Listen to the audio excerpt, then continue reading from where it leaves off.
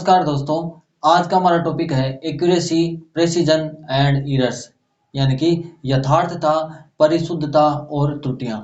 इसमें सबसे पहले हम बात करते हैं कि यथार्थता क्या होती है, यानी कि एक्यूरेसी क्या होती है। मान लीजिए कोई भौतिक राशि है और उसका मापन बहुत ही सुग्राही उपकरण के द्वारा किया जा रहा है और वो जो वैल्यू आ रही है, जो जो सबसे अच्छे उपकरण है उसके द्वारा उसका जब मापन किया जा रहा है तो वो वैल्यू आ रही है 0.438।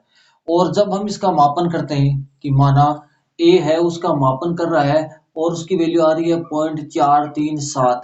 बी इसका मापन कर रहा है तो उसकी वैल्यू आ रही है 0.436। और जब सी इसका मापन कर रहा है तो उसकी वैल्यू आ रही है 0.434। ये वैल्यू आ रही है। तो इन तीनों वैल्यू को देखने पर हमें पता चल रहा है कि 0.437 जो वैल्यू है वो क्या है, 0.438 के क्या है, अधिक निकट है। इसके क्या है, ये सबसे ज्यादा निकट है। इसलिए ये जो 0.437 है वो क्या है, एक्यूरेट वैल्यू है, यानी कि ये इसके क्या है, सबसे ज्यादा नजदीक है। तो यथार्थ वो हो गया कि वास्तविक मान के मापित मान कितना ज्यादा निकट है, जितना ज्यादा निकट होगा वो वैल्यू क्या होगी, उतनी ही ज्यादा एक्यूरेट होगी। अब हम बात करते हैं कि परिशुद्धता क्या होती है, प्रेसिजन क्या होती है।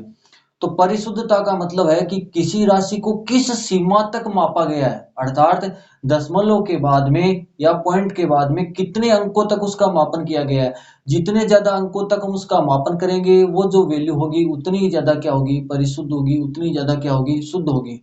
या दूसरे पॉइंट ऑफ व्यू से देखें तो किसी राशि का अल्पतमांक, जिस उपकरण से हम उसको ज्ञात कर रहे हैं उस उपकरण का अल्पतमांक जितना कम होगा, यानी कि उसके द्वारा एक पॉइंट का जो मान ज्ञात किया गया है, जो सबसे कम जो मान ज्ञात कर सकता है, वो मान जितना कम होगा वो क्या होगा, उसकी परिशुद्धता क्या होगी, उतनी ही ज्यादा अधिक होगी। जैसे हम बात करें स्केल की बात करें तो जैसे मान लीजिए एक 15 सेंटीमीटर की स्केल है, तो उसमें एक सेंटीमीटर के मध्य हर एक सेंटीमीटर के मध्य क्या होंगे, 10 खाने होंगे।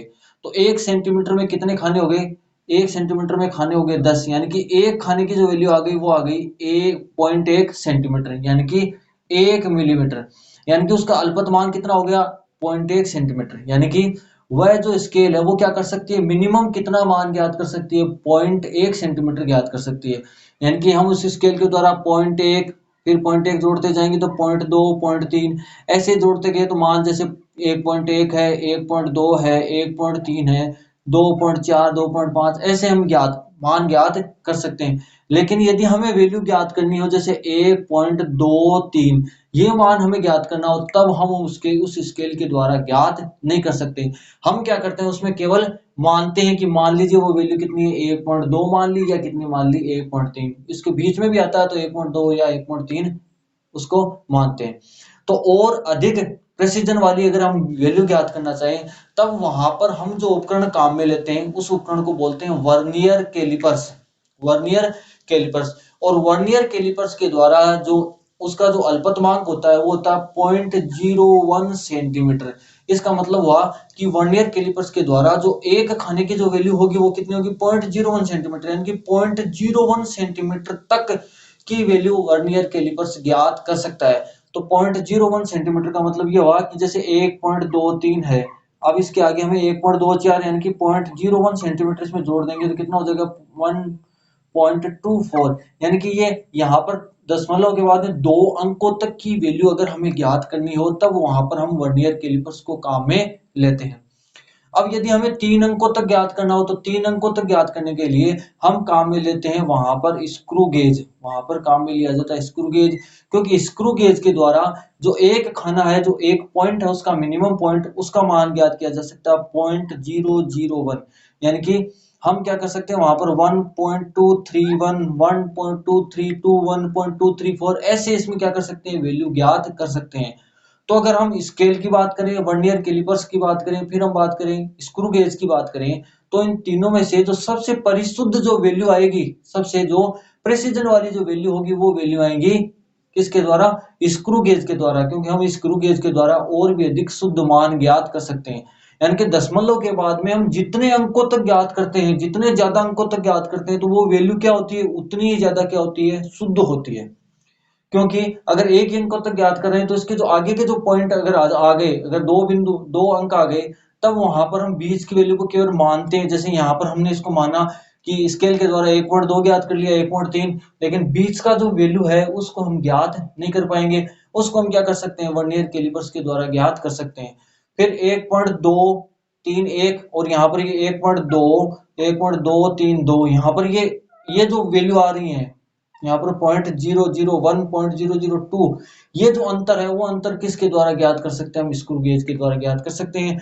इसलिए जो स्क्रू गेज के द्वारा जो मान ज्ञात किया गया वो वर्नियर कैलिपर्स और स्केल के द्वारा जो मान ज्ञात किए उससे ज्यादा क्या होंगे, परिशुद्ध होंगे। अब हम एक और उदाहरण के द्वारा इसको समझते हैं कि जो हम दशमलव के बाद में यदि उसको कम अंकों तक ज्ञात करें, यानी कि वह कम परिशुद्ध होगी अगर वैल्यू, तो उसका क्या प्रभाव पड़ेगा, उससे क्या कोई नुकसान हो सकता है। इसके लिए हम उदाहरण लेते हैं कि जैसे मान लीजिए ज्वेलरी है और उसका हमने तोलन किया, तो वो वैल्यू आती है मान लीजिए 1.237 kg। ये इसकी क्या हो गई, एक्चुअल वैल्यू हो गई, ये इसकी हो गई एक्चुअल वैल्यू।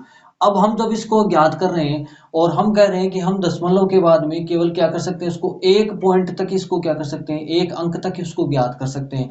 तो अगर एक अंक तक ज्ञात कर पाएंगे तो हम कितनी वैल्यू ज्ञात कर सकते हैं, 1.2 kg ज्ञात कर सकते हैं, या ज्ञात कर सकते हैं 1.3 kg या 1.4 kg। तो मान लीजिए हम इसकी वैल्यू ज्ञात कर पाते हैं केवल 1.2 kg, तो इसका क्या नुकसान हो सकता है, तो 1.237 इसकी एक्चुअल वैल्यू है और हम इसको ज्ञात कर पाए हैं 1.2, तो यहां पर 1.2 ज्ञात किया तो इसकी वैल्यू आ जाएगी, इसको घटाया तो आ गया 7, यहाँ पर आ गया 3, यहाँ पर आ गया 0.07 kg का क्या हो जाएगा, अंतर हो जाएगा। यहाँ पर 0.037 kg का मतलब यदि इसको हम ग्राम में चेंज करेंगे तो ये ग्राम हो जाएगा 37 ग्राम, यानी कि कितना लॉस हो जाएगा, 37 ग्राम का लॉस हो जाएगा। अब यदि हम एक ग्राम गोल्ड की कीमत माने 4000, तो अगर हम 4000 से इसको गुणा करेंगे तो कितना आ जाएगा, 7 गुणा 4 28 और 4 ती 12 और 2 कितने हो गए 14, यानी कि अपने पास लॉस हो जाएगा 1,48,000 रुपए का लॉस हो जाएगा 37 ग्राम के लिए। तो यहाँ पर अगर एक ही अंक तक ज्ञात कर पाए तो कितना हो गया, 1,48,000। फिर दो अंक तक इसको ज्ञात कर पाते हैं तो उसमें जो लॉस होगा वो क्या हो जाएगा, थोड़ा कम हो जाएगा। जैसे मान लीजिए हम इसको ज्ञात कर पाते हैं दो अंकों तक, यानी कि 1.23 तक इसको ज्ञात कर पाते हैं। एक्चुअल वैल्यू कितनी है 1.237 और हम ज्ञात कर पाते हैं 1.23, तो इसमें से इसको घटाया तो आ गया, वैल्यू आ गई 0.007 kg का क्या आ जाएगा, अंतर आ जाएगा। अगर इसको ग्राम में चेंज करेंगे तो कितना आ जाएगा 7 ग्राम। अगर यहाँ पर 10 ग्राम की जो वैल्यू है वो 40,000, यानी कि 1 ग्राम के कितने लग रहे हैं, 4,000 लग रहे हैं, तो 7 ग्राम के कितने 28,000 का क्या हो जाएगा, लॉस हो जाएगा।